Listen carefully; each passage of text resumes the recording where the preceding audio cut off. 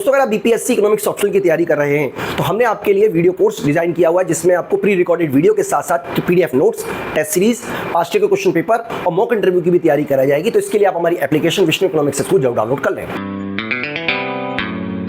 के साथ हम आपको बीपीएससी इकोनॉमिक्स ऑप्शनल के पिछले सालों के क्वेश्चन पेपर को सॉल्यूशन करा रहे हैं।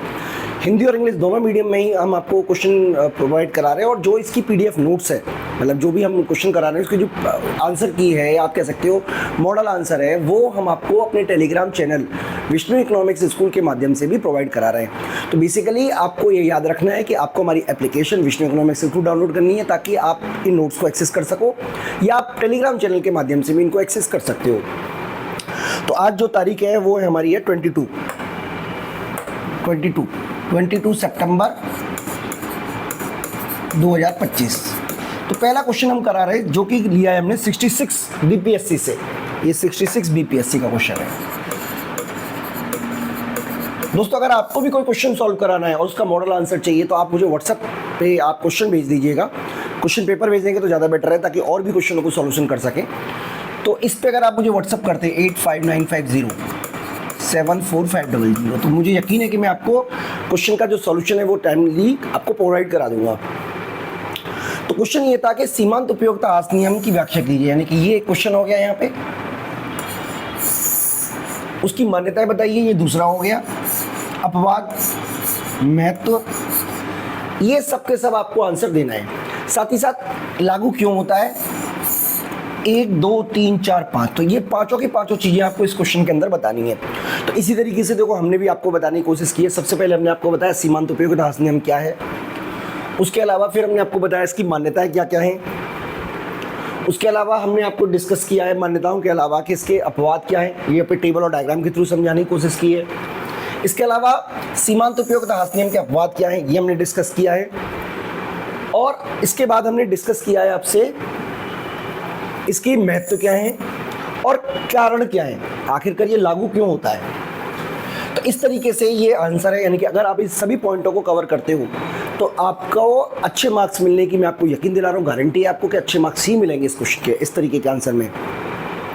तो दोस्तों सबसे बेटर ये रहेगा कि हमने ऑलरेडी ये वीडियो बनाई हुई है जिसको हमने डिटेल कराते हुए, तो इस वीडियो के बाद मैं वो वीडियो जोड़ देता हूँ। हालांकि वो वीडियो पुरानी है लेकिन इससे क्या फ़र्क पड़ता है, इकोनॉमिक्स में कंसेप्ट तो वही रहेंगे जो पहले भी पढ़े हुए हैं।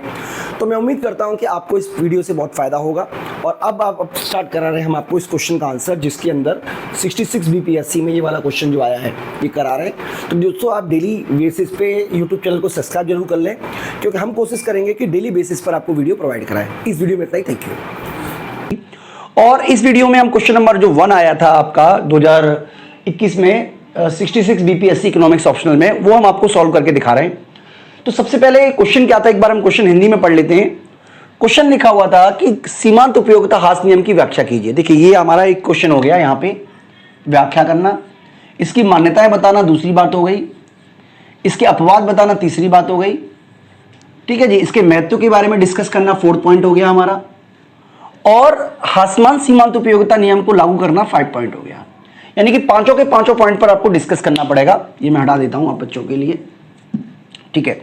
तो इसमें देखिए सबसे इंपॉर्टेंट बात आपको क्या समझनी है, वो ये समझनी है कि आपको जो आंसर है वो 50 मार्क्स का होगा, और इस तरीके से लिखना है कि आपका जो आंसर है वो 4 या 5 पेज में पूरा हो जाए। तो आप टू दी पॉइंट बातें लिखें। तो जो जो बातें मैं आपको बताऊंगा आप उतनी ही बातें लिखेंगे, तो मुझे उम्मीद है कि आपके बहुत अच्छे मार्क्स आएंगे। तो सबसे पहले तो देखिए आपको ये बताना है कि सीमांत उपयोगिता हास नियम की व्याख्या क्या है, मतलब घटती सीमांत उपयोगिता नियम या सीमांत उपयोगिता हास नियम क्या बताता है।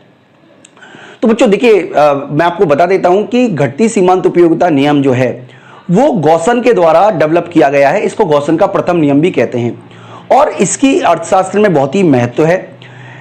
हासमान सीमांत उपयोगिता नियम के ऊपर हम ऑलरेडी बच्चों वीडियो बना चुके हैं। यहां पे मैं आपको ये बता रहा हूं कि इस नियम की व्याख्या क्या है। तो आपको बताना है कि हासमान सीमांत उपयोगिता नियम बताता है कि जैसे जैसे उपभोक्ता किसी वस्तु की अतिरिक्त इकाई का उपभोग करता है, वस्तु से मिलने वाली जो सीमांत उपयोगिता है वो घटती चली जाती है। तो बेसिक बात है भाई, जैसे जैसे आप उपभोग करोगे वस्तु से मिलने वाली सीमांत उपयोगिता घटती चली जाएगी। ये बात आपको बोल देनी है। उसके बाद आपको टेबल और डायग्राम के थ्रू इसको एक्सप्लेन करना है, क्योंकि बेसिकली इसका जो एक्सप्लेनेशन होगा इस क्वेश्चन का वो टेबल और डायग्राम के थ्रू ही होगा। तो किस तरीके से आपको टेबल बनानी है, तो यहां पर आप क्या कीजिएगा, एक लिखिएगा तालिका द्वारा स्पष्टीकरण, वस्तु की इकाई और सीमांत उपयोगिता के बारे में डिस्कस कीजिएगा।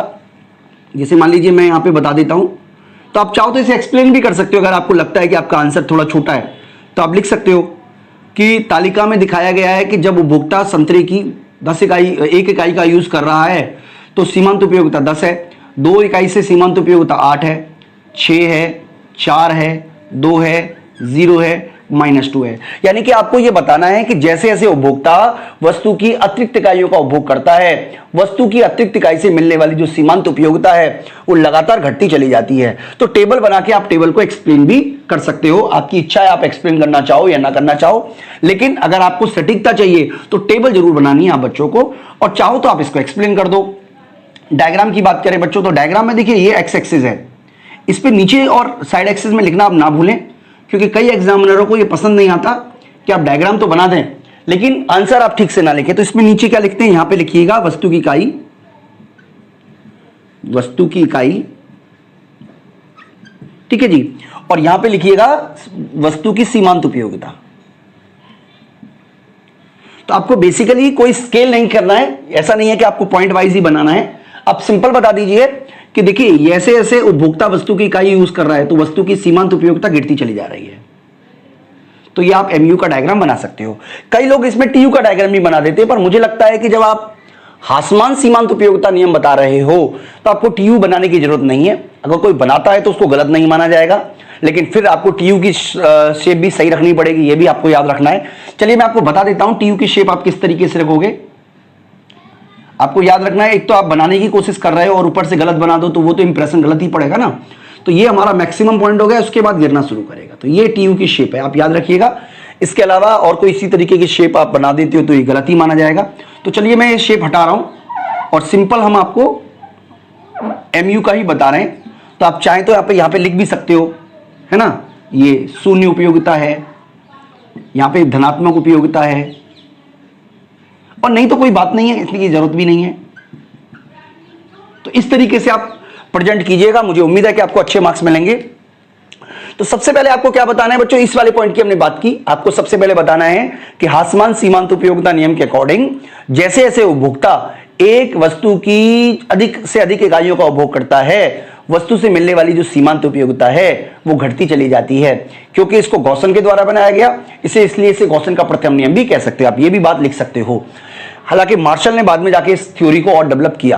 तो बच्चों मान्यताएं की बात करें, देखिए मान्यता क्या है, जब हम इस सबको यूज कर रहे हैं टेबल को, तो हमारी कुछ मान्यताओं को हम इसलिए लेते हैं क्योंकि कुछ बातें परिवर्तित होने से हो सकता है कि ये नियम लागू ना हो। तो कुछ मान्यताएं, उनको मान्यताओं के ऊपर हमने डिस्कस कीजिए। तो आप अपनी स्क्रीन पे देखते रहिएगा, यहाँ पे हम कुछ मान्यताओं के बारे में आप बच्चों को बता रहे हैं। तो पहली मान्यता है उपभोक्ता की रुचि और प्राथमिकता में कोई परिवर्तन ना हो। इसका मतलब हम यहाँ पे मान के चल रहे हैं कि उपभोक्ता का जो व्यवहार है वो सेम रहता है, यानी कि उसकी वस्तु के प्रति रुचि और प्राथमिकता समान रहती है। उपभोक्ता की आय में परिवर्तन नहीं होता, यानी कि जो आय है अगर वो बढ़ जाए तो हो सकता है कि वस्तु से मिलने वाली संतुष्टि उससे बढ़ जाए, वो अलग अलग तरीके की वस्तु प्रयोग करे, इसलिए आय को हम समान मान लेते हैं। हम ये भी मान लेते हैं कि वस्तु का निरंतर उपभोग किया जा रहा है। इसका मतलब वस्तु का निरंतर उपभोग का मतलब है टाइम गैप नहीं है। ऐसा नहीं है कि आपने एक आइसक्रीम आज खाई फिर एक आइसक्रीम कल खाओगे तो आपकी सीमांत उपयोगिता गिर जाएगी। इसका मतलब यह है कि आप आइसक्रीम की लगातार उपभोग कर रहे हो, आप कॉफी लगातार पी रहे हो, आप पानी लगातार पी रहे हो, तब जाके आपकी सीमांत उपयोगिता घटेगी। इसके अलावा बच्चों वस्तु की सभी इकाइयां समान गुण वाली हैं। ऐसा नहीं है कि पहला आपने दाल खाई उसमें मक्खन नहीं था, दूसरी बार दाल में मक्खन डाल दिया तो डेफिनेटली दूसरी इकाई आपको पहली इकाई से ज्यादा संतुष्टि देगी। यानी कि हम ये मान रहे हैं कि अगर आप पहली दाल मखनी खा रहे हो तो दूसरी भी दाल मखनी ही खा रहे होंगे, तीसरी भी दाल मखनी खाएंगे, तभी जाके आपकी संतुष्टि का जो लेवल है वो गिरेगा जैसे जैसे आप वस्तु की अधिक इकाइयों का उपभोग करते हो तब। इसके अलावा वस्तु की कीमत में परिवर्तन नहीं आता, ये भी हमने मान लिया है। और वस्तु की पर्याप्त इकाई का उपभोग किया जाता है, यानी कि ऐसा ना हो कि आप वस्तु की पर्याप्त इकाई का उपभोग ना करें। यानी कि ऐसा ना हो कि अगर आप केवल 1 चम्मच पानी पिए, क्योंकि अगर आपको प्यास लगी है और 1 चम्मच आप पानी पी लेंगे तो आपकी उपयोगिता बढ़ जाएगी। तो इस तरीके से बच्चों आपको सारे के सारे पॉइंट आपको बताने हैं। आपको पॉइंट को एक्सप्लेन करने की बहुत जरूरत नहीं पड़ेगी, लेकिन आप एक्सप्लेन कर भी दें तो भी इसमें कोई बहुत बुरी बात नहीं है। लेकिन आप पॉइंट वाइज इस सारे को सिस्टमेटिकल तरीके से जरूर बताइए, क्योंकि कोई भी एग्जामिनर आपको ये स्किल चेक करना चाह रहा है, आपका रट्टा चेक नहीं करना चाह रहा। इसके बाद अगर हम बात करें बच्चों घटती सीमांत उपयोगिता नियम के अपवाद की, तो इसका मतलब आपको उस परिस्थितियों की चर्चा करनी है जब यह नियम लागू नहीं होता। तो बच्चों मैं आपको बता देता हूं कि ये सब बातें बकवास है। ये जो नियम है इस सार्वभौमिक है, हर जगह लागू होता है, लेकिन आप अगर इसकी बात करें तो आप ये कह सकते हो कुछ परिस्थितियों में ये देर से लागू होता है, लेकिन लागू हर जगह होता है। यानी कि कुछ परिस्थितियों में ये इस तरीके का कार बन जाता है सीमांत उपयोगिता। मैं बना के दिखा देता हूं इस तरीके का, लेकिन ऐसा नहीं है कि कभी भी लागू नहीं होता, हमेशा लागू होता है। लेकिन फिर भी क्योंकि अपवाद पूछे गए तो आप 4 तरीके के अपवाद बता सकते हो। हालांकि आप चाहो तो इसकी साथ में आलोचना भी कर सकते हो। जैसे रुचि है, अगर किसी व्यक्ति को रुचि है पुराने सिक्के इकट्ठे करने की, डाक टिकट इकट्ठे करने की, तो जैसे जैसे उसके पास डाक टिकट की मात्रा बढ़ेगी वैसे वैसे उसकी जो उपयोगिता है, अतिरिक्त इकाई से उपयोगिता, वो भी बढ़ने को मिलेगी। अगर कोई व्यक्ति पुराने सिक्के इकट्ठे करने का शौकीन है, पुरानी पेंटिंग इकट्ठे करने का शौकीन है, या उसके पास में पुरानी डाक टिकट इकट्ठा करने का शौकीन है, तो जैसे जैसे उसके पास इस तरीके की चीजों की मात्रा बढ़ेगी उसकी जो सीमांत उपयोगिता है वो बढ़ती चली जाएगी।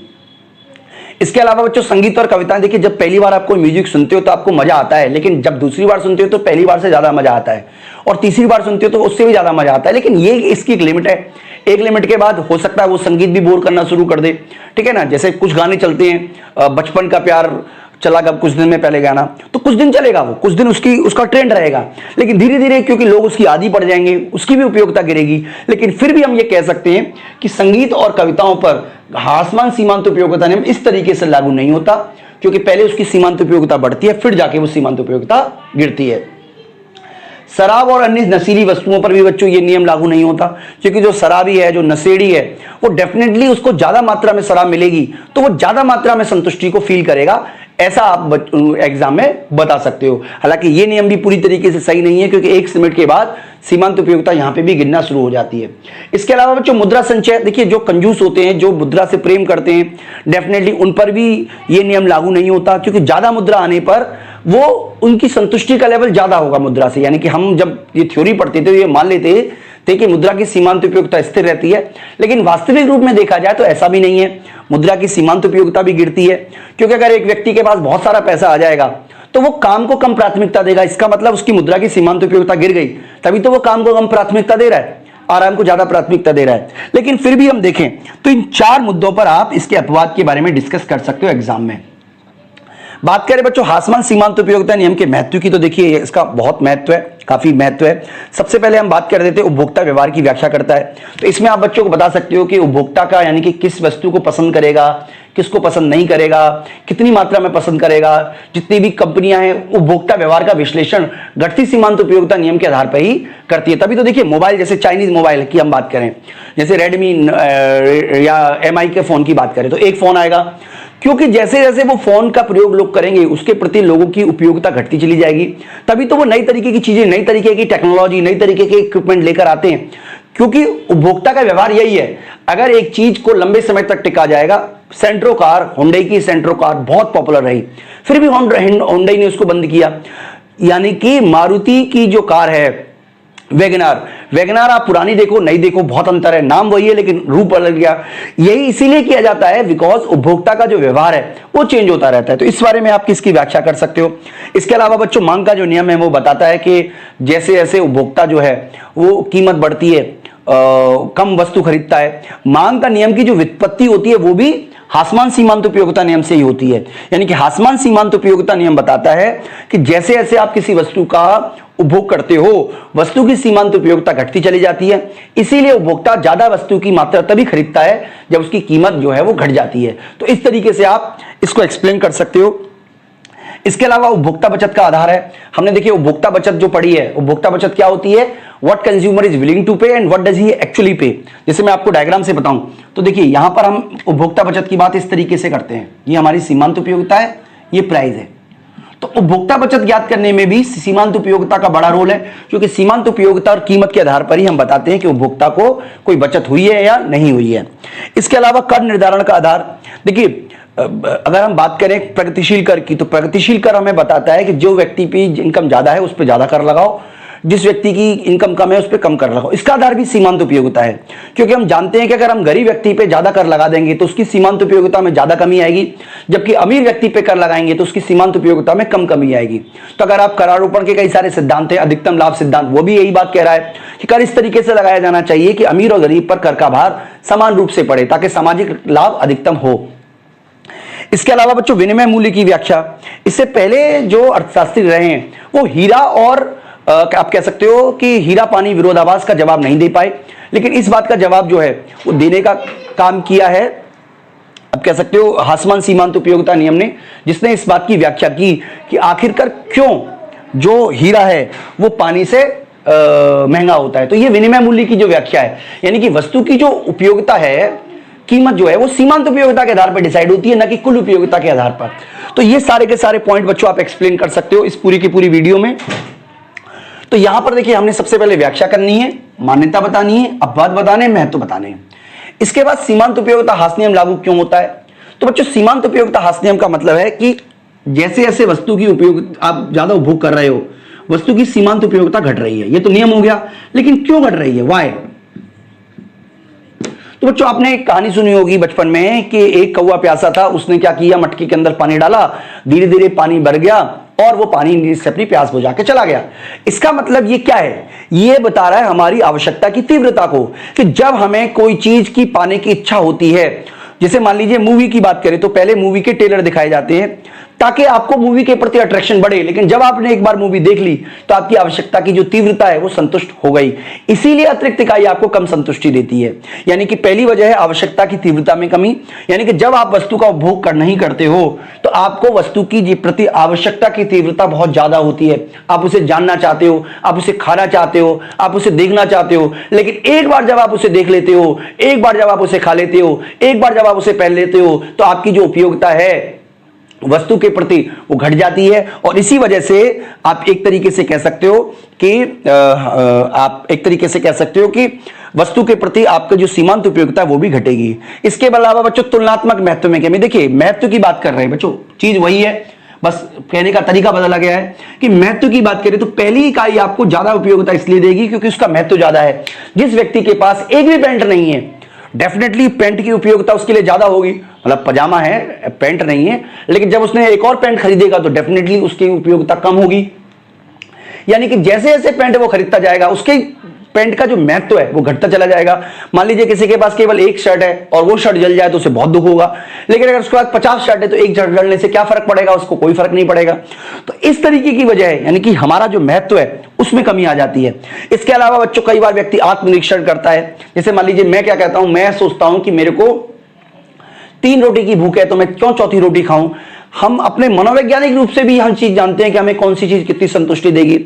मान लीजिए मैं रेड शर्ट लेने गया और रेड शर्ट में 5 उसमें ऑफर था कि एक रेड के साथ दूसरी रेड फ्री, तो मैं क्या करूंगा उस फ्री का, है ना। मतलब अगर कुछ पैसे एक्स्ट्रा देने पड़ रहे तो हो सकता है मैं ना लूं, क्योंकि सातों के सातों दिन तो मैं एक जैसी शर्ट पहन के नहीं घूम सकता ना, क्योंकि मैं आत्मनिरीक्षण भी करता हूं। तो ये भी एक वजह है बच्चों जिसकी वजह से ये नियम लागू होता है। तो ये सारा का सारा डिटेल जब आप एक्सप्लेन करोगे तो मैं उम्मीद करता हूं कि 4 से 5 पेज में आपका आंसर बैठ जाएगा। सटीक कीजिएगा, ज्यादा आपको इधर उधर की बातें नहीं करनी है, टू दी पॉइंट बात कीजिएगा, पॉइंट वाइज बात कीजिएगा। और मैं उम्मीद करूंगा कि अगर आप 50 नंबर का एक क्वेश्चन पेपर को सॉल्व करोगे तो 50 के 50 नंबर हो सकता है आपको मिल जाए, अगर आप अच्छी उसी तरीके से एक्सप्लेन करोगे। तो बेसिकली मैं आपको लास्ट में समराइज कर दूं कि इसमें आपको सबसे पहले व्याख्या करनी है, टेबल और चित्र को समझा के, उसके बाद मान्यताओं को बताना है, अपवाद को एक्सप्लेन करना है, महत्व को एक्सप्लेन करना है, और हासमान नियम लागू क्यों होता है इसको एक्सप्लेन करना है। तो मेरे हिसाब से आपको 50 आउट ऑफ 50, देखिए मैं तो बोलूंगा ये ऐसा 50 आउट ऑफ 50, बाकी का तो आपकी प्रेजेंटेशन के ऊपर भी है कि आप किस तरीके का प्रेजेंटेशन करते हो। ठीक है बच्चों, तो इस वीडियो में इतना ही, और आप हमारी वीडियो को लाइक जरूर करें अगर आप चाहते हैं इस तरीके की वीडियो हम बनाते रहें, क्योंकि काफी मेहनत लगती है बच्चों वीडियो बनाने में। इसके अलावा हम आगे भी वीडियो बनाते रहेंगे, तो आप हमारे चैनल को सब्सक्राइब कर दें। और अगर आपको हमारी सारी की सारी वीडियो देखनी है तो हमारा पेड कोर्स सब्सक्राइब कर लें, और आपको ये पेड कोर्स जो है वो हमारी ऐप है विष्णु इकोनॉमिक्स स्कूल, उसमें मिल जाएगा। आप ऐप डाउनलोड कर लें और उसके बाद आपको ये बीपीएससी इकोनॉमिक्स ऑप्शनल का कोर्स वहां पे अवेलेबल है, तो वो भी आपको मिल जाएगा बच्चों। इस वीडियो में इतना ही, थैंक यू।